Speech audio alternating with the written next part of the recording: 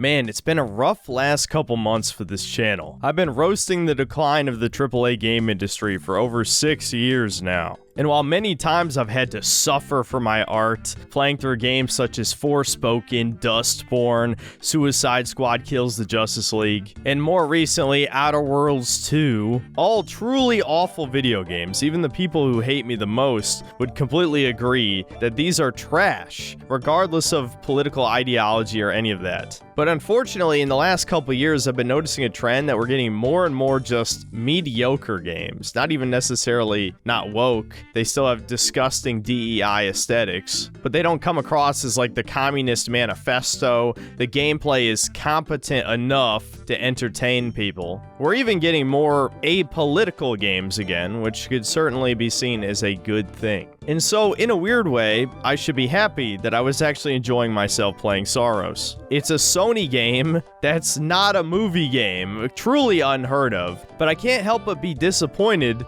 that this isn't woke slop. I mean, yes, don't get me wrong, the cast is incredibly diverse. Your character's boss is this old-ass hag with a giant head, who is about the same height as our brave Indian protagonist. And despite the fact this game has very few true cutscenes, they purposely framed every shot to have her taller and more intimidating than you. Or at least they tried. This is a fucking hag. There's no universe where that bitch is scary. Not to mention there's the token black woman in your crew who, as it turns out in the true ending, actually has a very pivotal role to the story that we'll go into. Well, as it turns out, that part of the ending was actually a lie, but it's almost as bad as what you've heard, I promise you. But yeah, as much as I would like to go all chud grifter mode or whatever, make some more based slop, I have to admit, I think the gameplay in this game is fun. Not amazing, you know, certainly like 7, maybe 7.5 out of 10 territory. But compared to all the other dog shit that's coming out,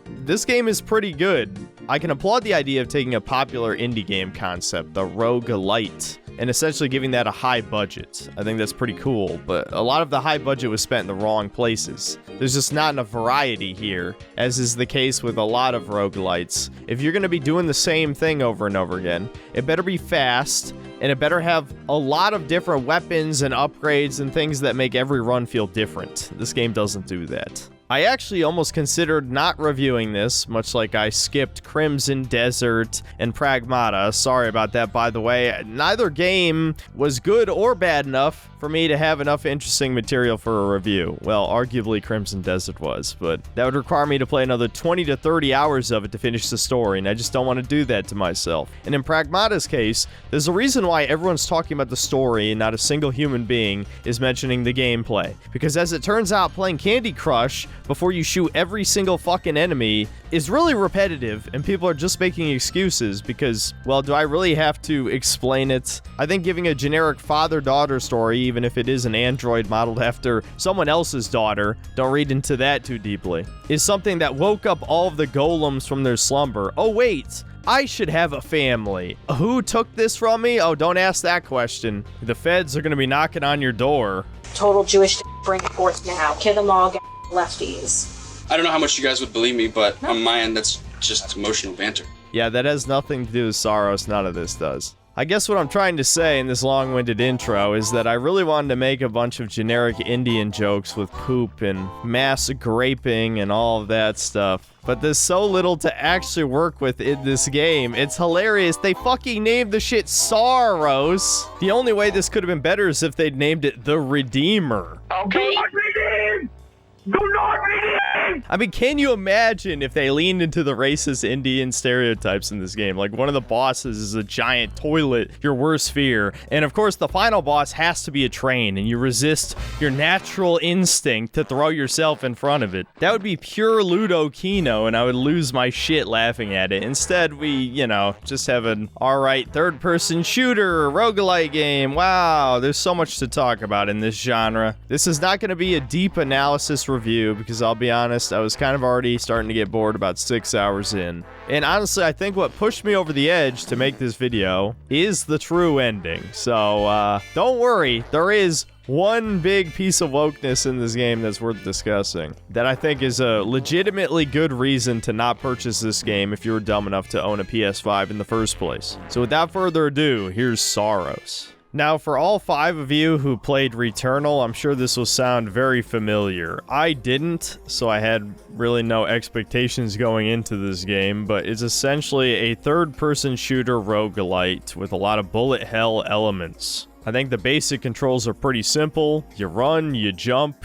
you can dash, which has invincibility frames. You hold R1 to activate a shield that can absorb blue and later yellow projectiles, which charges up a meter, which you can then use as a special strong attack that can have various different effects depending on what you have equipped. The default is basically a rocket. You tap R1 to melee, which can get rid of these red shields around enemies and also do massive damage when they're stunned. You also get an overload ability, you know, just an ultimate, essentially. Shoot a big orb, does a lot of damage, kills some things around it, pretty simple. Oh, and of course, in true modern game fashion, there's a parry that you get eventually. Now, to this game's credit, it's not the traditional parry where you stun a big boss and then counterattack them for massive damage. It's more like a reflector for red projectiles specifically. You just punch them and send it back to the enemy and it does decent damage. I'll admit, it's pretty satisfying. My only complaint is that its range is very short. So when you're dealing with the slower homing projectiles, it's hard to know when you're actually supposed to parry them back. But other than that, I think it was decently well implemented. And of course, you have a small selection of guns that you'll come across on each run. This is probably one of my biggest complaints of the game right at the beginning, is that there are so few guns that you can pick up. Yes, they have a lot of different randomized elements that can slightly change the effect of said gun. And each weapon also has an alt fire,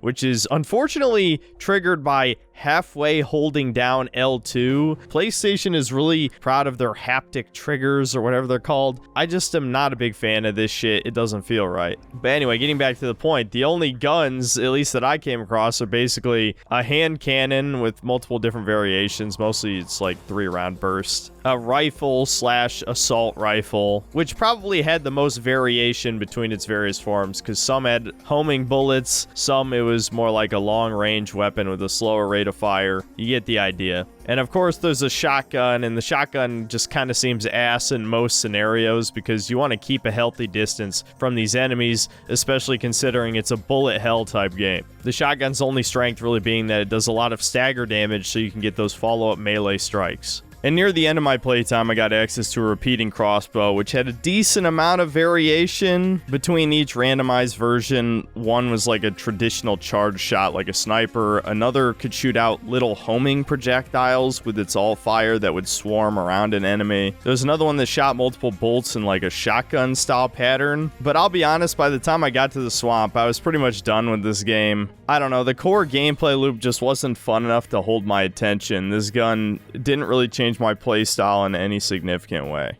This game has a really healthy amount of auto-aim, which normally I would probably complain about because I don't like that console gaming has become so fucking automated. It feels like game developers are trying to remove all skill from using a controller, to the point where in competitive multiplayer games, PC players are actually complaining about having to play crossplay with console players because they basically have little aim bots. I don't know how this became an acceptable practice in the industry, but anyway, in this game's case, it's completely fine because most of the skill does not come from aiming and shooting, it's from positioning and using your abilities correctly. I'm glad that aiming is not a massive component to the skill ceiling, just so that I can focus on when to dash, when to absorb projectiles, when to use my other abilities. So I think the strength in this game's basic mechanics is that they're really smooth and responsive. I really can't complain about the controls. I feel like your character moves really fast. The cooldowns are well balanced.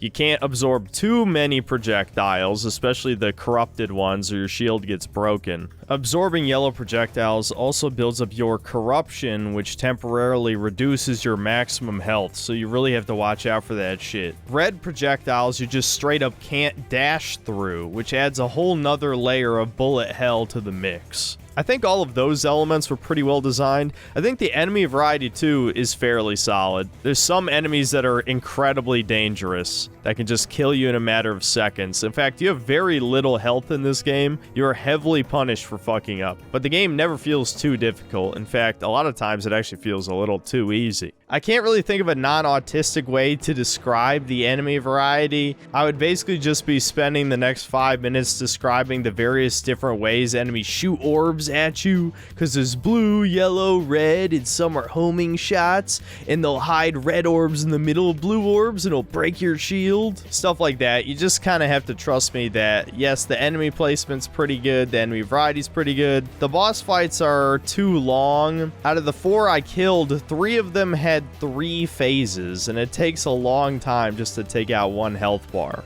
But I'd say all 4 of them were pretty cool aside from just taking too long. As for the level design, there's really not much to talk about here. It's hallways and battle arenas, and, well, if you've been watching my channel a long time, you already know I don't like that type of level design. Yes, there are some optional side hallways with miniature puzzles, or maybe a little platforming challenge, or an optional mini encounter, etc., to get some extra relics. These all kind of just feel like padding. As long as you're paying attention to your minimap, you should pick up all the collectibles. If I had to praise one element of this, I do like the nightmare strands, which are optional, harder combat encounters that you have to do 3 of them, and you get some extra rewards, and you also get your second life back, which is obviously a pretty tempting proposition, which led to about a quarter of my deaths across my playtime. But at the end of the day, they are just more challenging combat encounters, and that's it. Which again, given this is obviously inspired by things like Binding of Isaac, Enter the Gungeon, Hades, etc., all types of roguelite action games basically do the same thing. But I don't really think it fits a high-budget game like this. I want a little bit more to chew on. Obviously, just 2 videos ago, I complained about how games are too overly complex, and this game is, fairly simple, but it's arguably a little bit too simple. I don't know, I guess it's better than the alternative. I'm glad it doesn't have a million superfluous mechanics. But it feels like everything that isn't just shooting the enemies in these different battle arenas feels very half-baked or uninteresting. Now, as you've probably seen in other games in this genre, you unlock a variety of difficulty modifiers that you can optionally tweak to change the experience to your liking. You can't make the game too easy. You do have to pick some debuffs to go along with your buffs to be allowed to start a run. While normally I do like stuff like this, the few modifiers I did try out didn't really make enough of a difference on the run to make the game any more fun for me. And some of them are just too obviously detrimental to be worth picking unless you're the type of person who really likes self-imposed challenges. It's like I boosted my damage, but at the cost of an artifact breaking at the start of each new biome, and I honestly barely felt the damage increase. And no, the game doesn't tell you what percentage it increases your damage by. There are 3 levels of the perk, so I suppose when it's maxed out, you do a lot more damage, but I would really like more specific damage numbers here. Regardless, that will slightly increase the replayability. But speaking of replayability, like I said, the game wasn't that difficult for me. I actually first tried the first boss, and 2 tried the second boss, 2 tried the third boss as well. So while at least in the amount of game I've played at the time of recording this, I only had to run through each biome 2 or 3 times, it was basically exactly the same every time. The main way that each run differs is the modifiers on the guns you pick up and the relics that you choose to pick up. Relics will boost your stats, give you passive abilities, and once the eclipse starts, which makes all the enemies tougher, you come across a different type of relic that all have debuffs on them on top of having stronger buffs. You can only pick a limited selection of relics. You unlock more slots by upgrading the skill tree. Yeah, there's a skill tree. I'll get into that in a second. And while yes, some of the debuffs can alter your run quite a bit, I think any of the ones that actually are a significant downside are not worth taking in the first place, so you're either going to skip it or redraw. And you get enough relics that you can afford to skip a few in each run. As for the enemy encounters, on every single run, even though the layout throughout the area will change slightly, the combat arenas barely change at all. Even if the amount of enemies and the enemy placement does differ with each run, since the combat arena is basically the same, you're going to use the same strategy every time, which means it feels like I'm just doing the exact same thing over again, which would be bad enough on its own, except going through a biome takes about 30 minutes. Can you imagine if it took 30 minutes to get through the basement in Binding of Isaac? Everyone would have dropped that fucking game. Now, obviously, it's not exactly the same thing, because Binding of Isaac is a roguelike, whereas this is a roguelite. And in Saros' case, you can choose to start from the beginning of any biome. So, if you beat the first boss and die to anything in the second area, you can just start from the second area. But there are incentives to start from the very beginning and keep playing. Mainly that you unlock sort of Metroidvania-esque abilities that allow you to pick more things up in the early areas. One of the important currencies is Halcyon, this purple thing, that is required to get certain nodes in the skill tree. So you want to get as many of those as possible, and you can get more of those once you have the Metroidvania abilities. So for the hell of it, I ran through the first area again one time, and as it turns out, the bosses respawn. Now again, I think that is the standard for this genre, but the boss fights in this game are way too fucking long, even after getting way further in the skill tree. You know, I'd beaten the third zone basically, and I went back to the first one. It took just about as long to kill the first boss as the first attempt. I didn't feel any stronger. So who the hell is ever gonna run from the beginning of the game all the way to where they're at? You're just gonna teleport to the start of whatever zone you've made it to.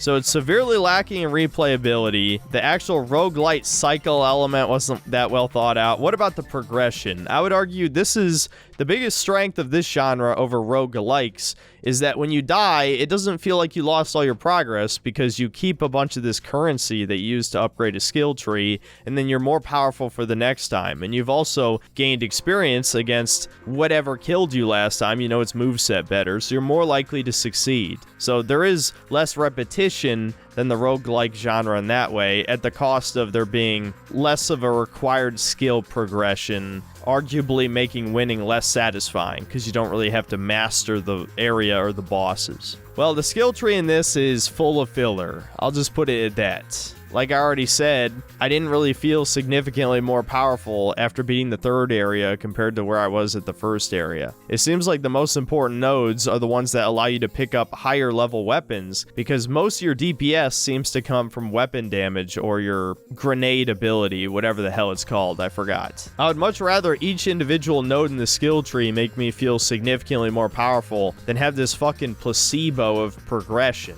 Now, some of the nodes do give you new abilities, like the ability to do a melee finisher on stunned enemies is an ability you have to unlock, and there's some other examples that are pretty strong, like unlocking a new relic slot. That actually is significant progression, but most of this is just +1 defense, +1 shield, +1 to the amount of money you pick up. Yeah, that shit sucks. So ultimately, while I think the core gameplay experience is pretty solid, I think you can kind of just look on screen and see this shit gets hectic as hell, kiting the enemies around, making sure you don't get flanked, using the arena to your advantage, knowing how many projectiles you can block, and then using your stronger abilities to nuke the weaker enemies to make things easier. All of that kind of stuff is pretty fun. I like the bullet hell elements. I don't care that the projectiles are a bright color so you know exactly what to press. Yes, I've complained about that type of gameplay of putting the square in the square hole many times, but I think for this genre, it kind of works. My issue is more that they really fucked up on the roguelite elements. There's just not enough variety to this game. The best roguelikes and roguelites are meant to be played for hundreds of hours. There's no way this game has that much replayability. I know people gassed up Returnal, but it's probably just because it was a Sony exclusive, and I'm sure the same will happen to this game.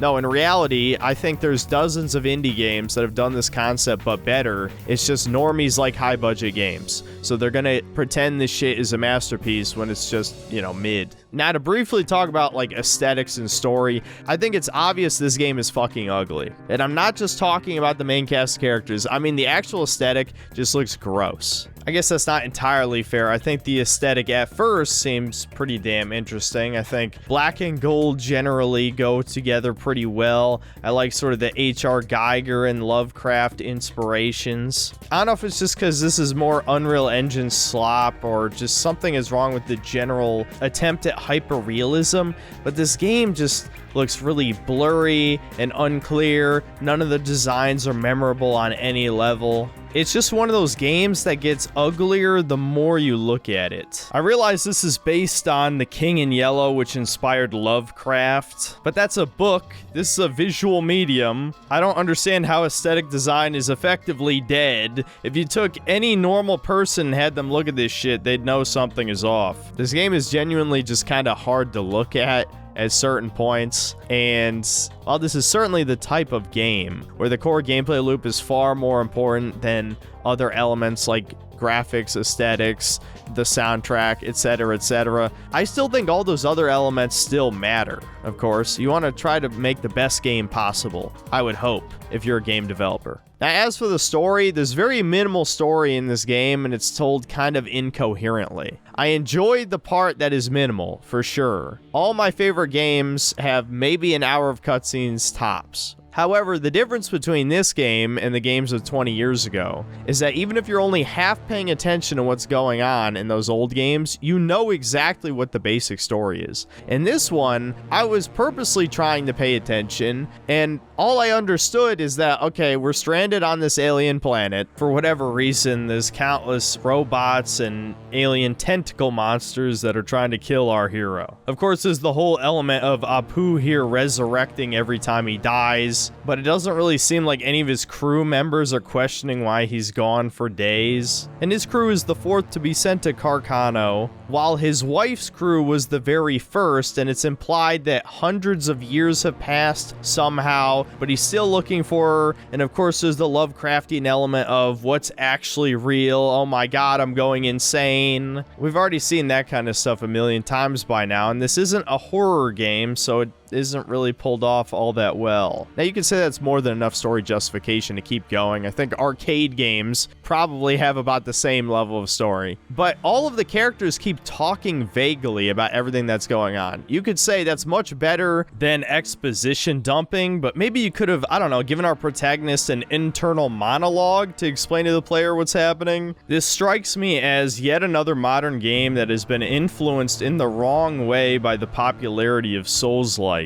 The reason something like Demon Souls, Dark Souls, Bloodborne, Elden Ring can get away with having minimal story is because the universe is inherently interesting. There's a lot of environmental storytelling. As much as people like to meme about the item descriptions telling the whole story in Dark Souls, the environmental storytelling actually does a lot of the heavy lifting. It makes you wonder what happened here. As I'm playing through these arcadey shoot-'em-up levels, I don't give a single fuck about what the story is, and none of the cutscenes give me a reason to care about any of these characters. This is something that seems to be missing from a lot of modern storytelling, and I assume it's because a lot of these fucking danger hair incompetent fucks who write video games already are in love with their characters and forget that they have to convince the audience to care as well. I sure as hell didn't give a single fuck about any of the crew, but you'd think it would be easy to get us to care about the character we are playing as. But no, I couldn't give a single fuck about Rajesh, and I think the devs on some level didn't care either because they were ashamed to get any good close-ups of his face at any point. Truly, they are scared of the synthetic man thumbnails, and I can't blame them. Mary Jane's jawline is worth more than 1 million views, apparently.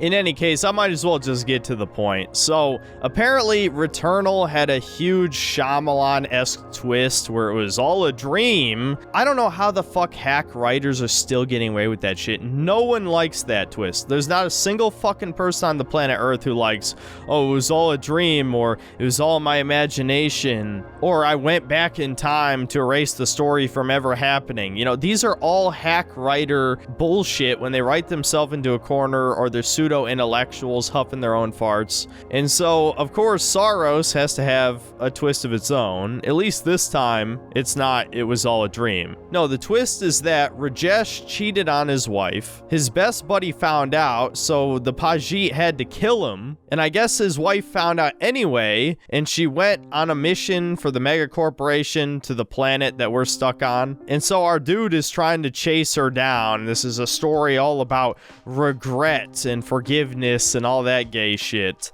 Now, apparently there's a bit of confusion around this ending. I don't know who originally started the rumor that the black woman in your crew is who your ex-wife falls in love with, but that's just not the case. It's a completely different character. So yes, Arjun's wife still becomes a lesbian, but it's not with this ugly black woman. It's with some other character named Kira. Again, I didn't finish the game. I have no idea who this is. The point is you become a cuckold and your wife gets with another woman. I think that's bad enough on its own. Modern game devs are severely mentally ill and something needs to be done about them. In Minecraft, of course. And I fear this is going to be the future of wokeness in video games. You just hide the message so deep into the game that the so-called anti-woke people never find out about it. They call your game based. I mean, how many people got exposed over Kingdom Come Deliverance 2 because of this exact thing? And a more recent example is Mouse P.I. That game was about killing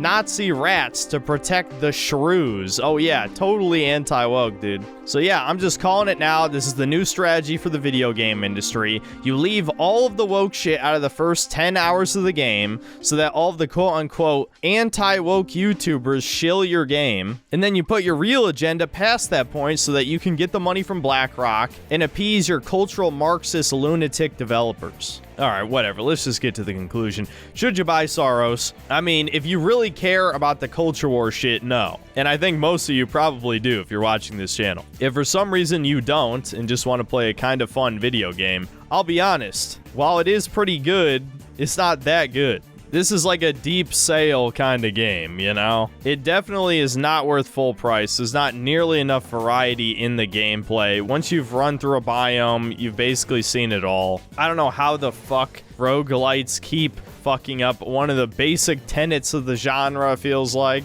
Replay value is severely underrated in modern video games. This has virtually none, despite being in a genre known for replay value. And again, on the surface, having minimal story and just being mostly gameplay is awesome, but what little story there is completely ruins the experience once you get to the end. That's about it. See you next time, guys.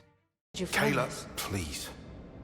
Why would she know? Look at her, dude. Physiognomy check. Working with like an 80 IQ right now.